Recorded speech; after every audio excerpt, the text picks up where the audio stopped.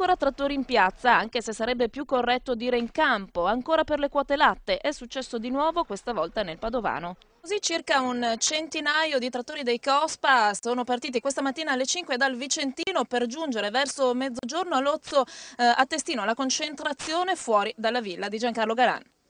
Proprio nei giorni scorsi il ministro dell'Agricoltura aveva dichiarato che considerava ormai chiuso lo spinoso capitolo su applicazioni, multe, ricorsi e controricorsi del regime comunitario in materia di produzione di latte, ignorando però una relazione dei carabinieri che certificava una verità diversa, il mancato superamento per 10 anni delle quote incriminate da parte degli allevatori veneti. Non c'è nessuna multa da pagare, chiediamo soltanto al ministro di prenderne atto e di sospendere, visto che il settore è ormai gravato da una crisi che è molto grave.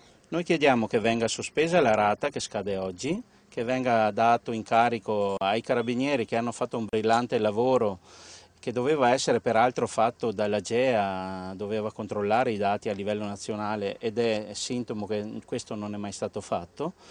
E chiediamo anche il pagamento della PAC, la PAC 2009, il pagamento scade oggi. Strade bloccate, servizio d'ordine pubblico diffuso su tutti i possibili percorsi della campagna circostante. Durante il presidio solo ad una piccola delegazione di 10 trattori è stato permesso di avvicinarsi davvero alla villa ministeriale, peraltro vuota, ma le voci di protesta sono continuate. Sono 13 anni che portiamo avanti questa questione, è una questione di chiarezza, è una questione di dati che non vogliono emergere, è una questione di latte in polvere che viene trasformato e che viene in Italia a fare il latte a lunga conservazione, c'è un mare di problemi.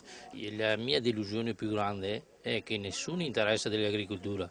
L'agricoltura serve a molte persone in giacca e cravatta e speculano sulla nostra pelle.